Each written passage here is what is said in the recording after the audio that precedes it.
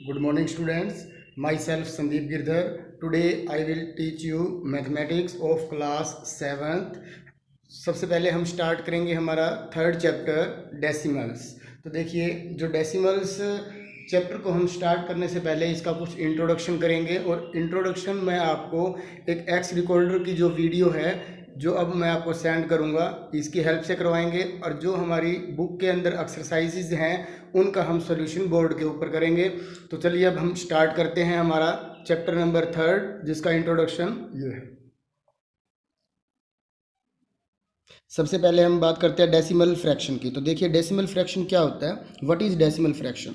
A fraction whose denominator is 10 और ए power of 10। या तो किसी भी रैशनल नंबर का या किसी भी फ्रैक्शन का जो डिनोमिनेटर है वो या तो 10 हो या फिर 10 की ही कोई पावर हो। जैसे 100 को हम लिख सकते हैं 10 रेज टू पावर 2, 1000 को लिख सकते हैं 10 raise to power 3, is called a decimal fraction. For example 4/10, 3/100, 17/1000 are all decimal fractions. अब ये देखिए आगे कुछ हम पॉइंट्स डिस्कस करेंगे। Numbers of the form 1.18, 0.03, 4.435 are known as decimal numbers या सिंपली डेसिमल्स। नेक्स्ट देखिए, a decimal has two parts, the whole number part and the decimal part. These two parts separated by a dot called the decimal point। आप कोई भी decimal point देखते हो तो दो part होते हैं, एक डेसिमल से पहले और एक डेसिमल के बाद में। तो अब देखिए whole number part is to the left of the decimal point and the decimal part to the right of the decimal point. जो डेसिमल से पहले होता है उसे हम लेफ्ट साइड वाला नंबर बोलेंगे, जिसे हम बोलेंगे इसमें होल नंबर पार्ट, एंड जो डेसिमल के बाद होगा उसे हम राइट प्लेस डेसिमल नंबर बोलेंगे और उसको हम रिप्रेजेंट कर सकते हैं डेसिमल पार्ट से। तो दस in 63.82, 63 is the whole part and 82 is the decimal part. हम इसको रीड ऐसे करेंगे, 63.82 नहीं बोलेंगे, इसे हम बोलेंगे 63.82। जब भी डेसिमल के बाद वाले डिजिट जो होंगे उसको हम एज ए डिजिट की फॉर्म में बोलेंगे, न कि complete number.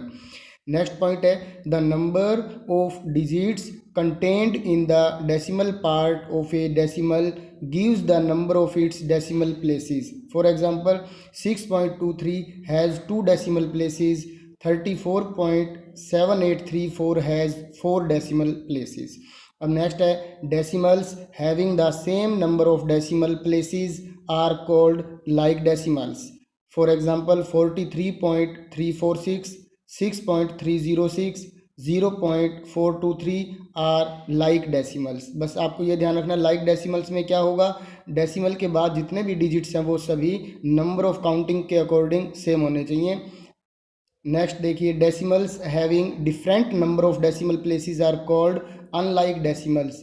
For example 3.23, 0.234, 1.1, 49.4834 are unlike decimals. इसमें देख सकते हो आप, डेसिमल के बाद फर्स्ट वाले में 2 डिजिट हैं, नेक्स्ट वाले में 3 हैं, फिर 1 है, तो इस तरह से ये अनलाइक डेसिमल फ्रैक्शन होगा। अगला है, adding zeros after the last digit of the decimal part of any decimal number does not change the value of the decimal.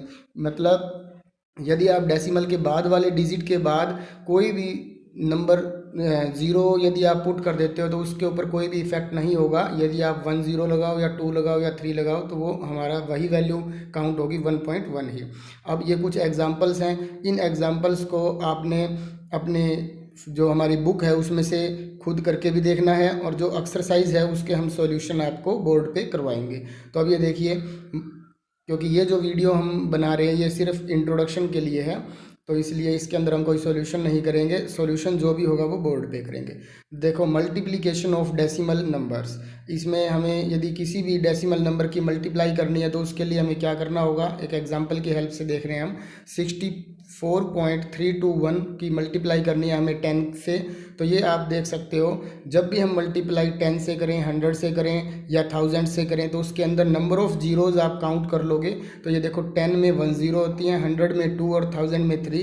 तो जितनी भी ज़ीरो होंगी उतने ही प्लेस जो डेसिमल है वो मूव हो जाएगा राइट साइड में। तो ये देखिए 64.321 की जब हम मल्टीप्लाई 10 से करेंगे तो ये डेसिमल अब 4 के जस्ट बाद है, पर ये 1 प्लेस शिफ्ट हो जाएगा राइट तरफ, तो ये हो जाएगा 643.21। इसी तरह 4.035 की जब हम मल्टीप्लाई करेंगे 100 से तो 2 प्लेस शिफ्ट हो जाएगा राइट साइड में डेसिमल, तो ये हो जाएगा 403.5।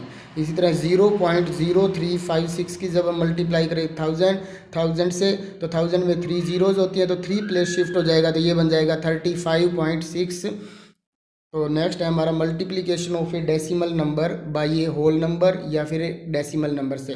जब हम किसी डेसिमल नंबर की किसी डेसिमल नंबर से मल्टीप्लाई करते हैं तो आंसर कैसे आएगा, देखिए 0.3 की मल्टीप्लाई 0.02 से करेंगे। इन दोनों के अंदर डेसिमल है, तो फर्स्ट वाला जो हमारा डेसिमल नंबर है उसमें डेसिमल के जस्ट बाद 1 डिजिट है, और जो सेकंड है उसके अंदर डेसिमल के बाद जस्ट 2 डिजिट्स हैं। तो याद रखना जब भी हम मल्टीप्लाई करेंगे 3 और 2 की मल्टीप्लाई करने के बाद देखो क्या आंसर आता है 6 से। तो अब हमें डेसिमल लगाना है, तो डेसिमल हम लगाएंगे 1 + 2 मतलब 3 प्लेस के बाद लगाएंगे। जो फर्स्ट में 1 प्लेस के बाद डेसिमल है, सेकंड में 2 प्लेसेस के बाद डेसिमल है, तो अब हमें जो आंसर आएगा उसके अंदर 3 प्लेसेस के बाद डेसिमल लगानी है, तो ये हो जाएगा 0.006। इसी तरह से नेक्स्ट एग्जांपल है 7.248, इसकी मल्टीप्लाई करनी है हमें 0.19 से। तो जब हम मल्टीप्लाई सिंपल देखो 7248 की मल्टीप्लाई 19 से कर दोगे तो आंसर तो हमारा आएगा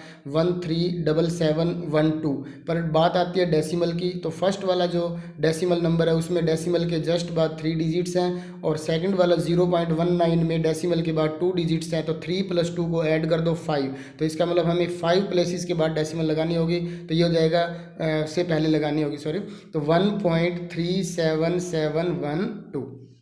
इस तरह से नेक्स्ट जो हमारा टॉपिक है वो है डिवाइड करना।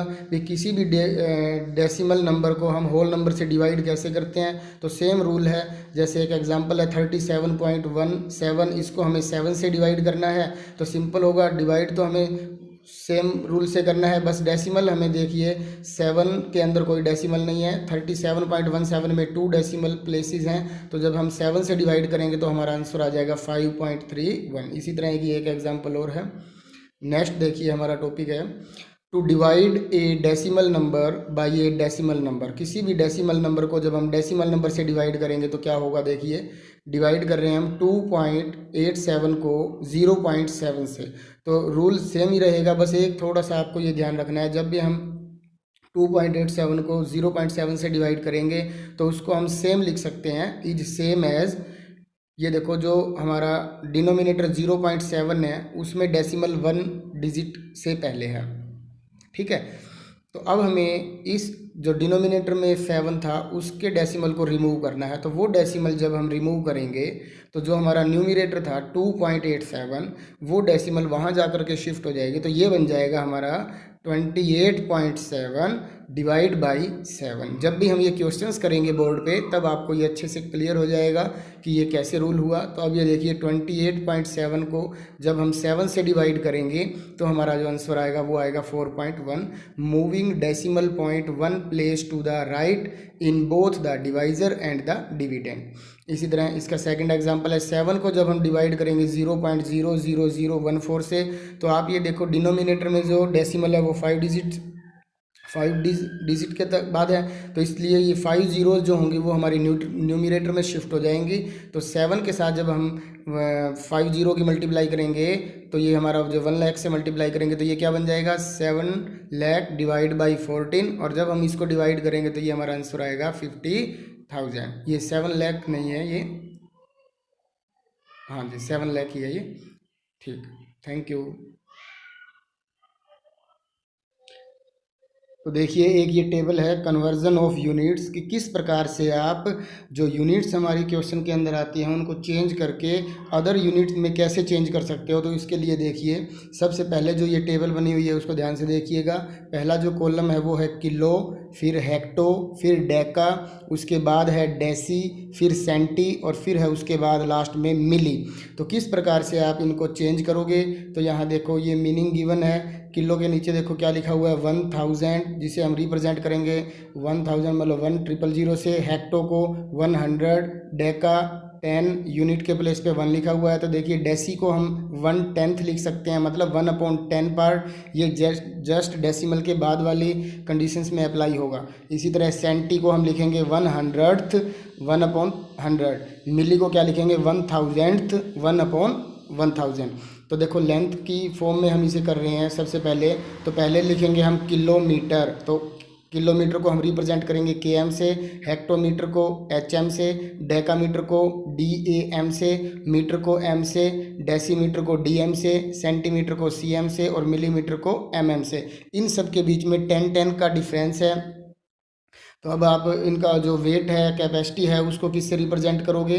किलोग्राम, हेक्टोग्राम, डेकाग्राम, ग्राम, डेसीग्राम, सेंटीग्राम, मिलीग्राम। इसी तरह से कैपेसिटी जिसे हम वॉल्यूम भी बोलते हैं, तो kilolitre, hectolitre, decalitre, litre, decilitre, centilitre, millilitre. इसमें जो इम्पोर्टेंट जो बात है वो आपको इनके जो सिंबल हैं उन्हें ध्यान रखना है। KL को हम लिखेंगे किलोलीटर, K स्मॉल है, L कैपिटल है। इसी तरह से हेक्टोलीटर के अंदर H स्मॉल है, L कैपिटल है। डेकालीटर के अंदर DAL।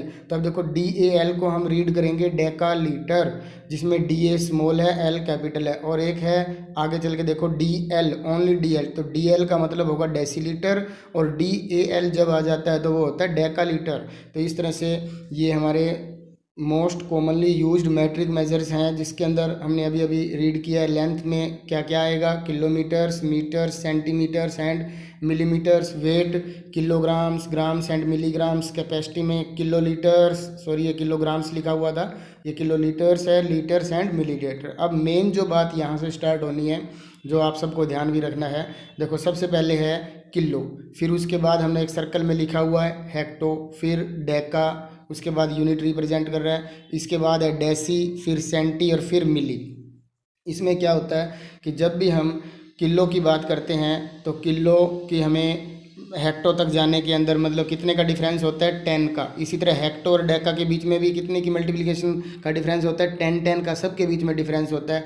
जब हम एक बात और याद रख सकते हो आप, जो कि मोस्टली बच्चों को प्रॉब्लम रहती है कि किस तरह से हमें पता लगेगा, तो आपने ध्यान ये रखना है, जब भी हम जितने भी स्टेप्स लेफ़्ट टू राइट जाएंगे, लेफ़्ट टू राइट का मतलब ग्रेटर वैल्यू से स्मॉलर वैल्यू की तरफ, मतलब ग्रेटर यूनिट से स्मॉलर यूनिट की तरफ। जैसे kilo is greater unit, comparison hecto, deca, deci, centi, milli. इसी तरह hecto is greater unit of deca, deci, centi, milli. इसी तरह से जब भी हम ग्रेटर यूनिट से स्मॉलर यूनिट की तरफ जाएंगे तो हम मल्टीप्लाई करेंगे 10 से या 100 से या 1000 से। और जब भी हम स्मॉलर यूनिट से लार्जर यूनिट की तरफ चलेंगे, जैसे मिली से सेंटी की तरफ आना हो, या फिर मिली से डेसी की तरफ जाना हो, या फिर मिली से डेका बनाना हो, तब आपको उन केसेस के अंदर डिवाइड करना होगा। वो हमें ये देखना है कि कितने स्टेप हम मूव कर रहे हैं, जितने स्टेप मूव करेंगे उतने ही मतलब 0 से हम डिवाइड करेंगे। तो अब ये देखिए, मान लो आपको किलो गिवन है और आपको हेक्टो बनाना है, तो आप क्या करोगे? किलो की मान लो 5 किलो मीटर है, उसको आपने हेक्टोमीटर बनाना है, तो 5 की मल्टीप्लाई आप 10 से कर दोगे तो वो क्या बन जाएगा? 50 हेक्टोमीटर। इसी तरह फिर जब डेकामीटर बनाना है तो फिर 10 और 10 100, 2 स्टेप चले हैं, तो फिर वो बन जाएंगे 500 डेकामीटर। इसी तरह मान लो मीटर बनाना है तो फिर हम 1000 से मल्टीप्लाई कर देंगे तो वो हो जाएगा 5000 मीटर। इस तरह से ये यूनिट चेंज होती हैं। और जब भी हम ये एक्सरसाइज करेंगे तो उसके अंदर जो क्वेश्चंस आएंगे उसके अंदर आपका जो ये कॉन्सेप्ट है और अच्छे से क्लियर हो जाएगा।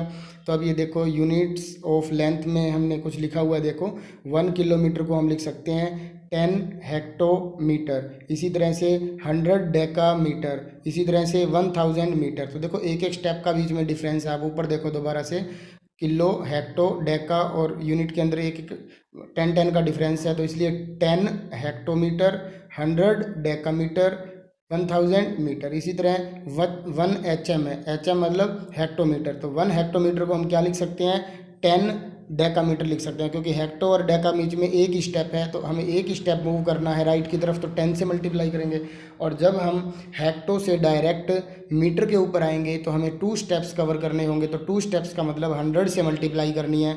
इसी तरह 1 डेकामीटर से जब हम मीटर बनाएंगे तो देखो डेका के जस्ट बाद मीटर आएगा, तो मीटर के लिए 1 स्टेप हमने कवर किया है तो 10 से मल्टीप्लाई कर देंगे। तो इस तरह से आपको ये यूनिट्स का ध्यान रखना है। बस इतना ध्यान रखना है कि जब भी स्मॉल यूनिट से हम लार्जर यूनिट की तरफ जाएंगे तो डिवाइड करना होगा, उतने ही स्टेप्स, जितने स्टेप्स हम चलेंगे उतने ही जीरो से, और जब हम लार्जर यूनिट से स्मॉलर यूनिट की तरफ जाएंगे तो हमें मल्टीप्लाई करनी है। और ये कुछ एग्जाम्पल्स गिवन हैं जो कि आपकी बुक में भी हैं, इन्हें आपने अच्छे से देखना भी है और समझना भी है। तो अब हम इस वीडियो के बाद हमारा जो एक्सरसाइज होगी वो स्टार्ट करेंगे, जिससे कि आपकी जो भी प्रॉब्लम्स होंगी वो सभी सॉल्व हो जाएंगी। Thank you.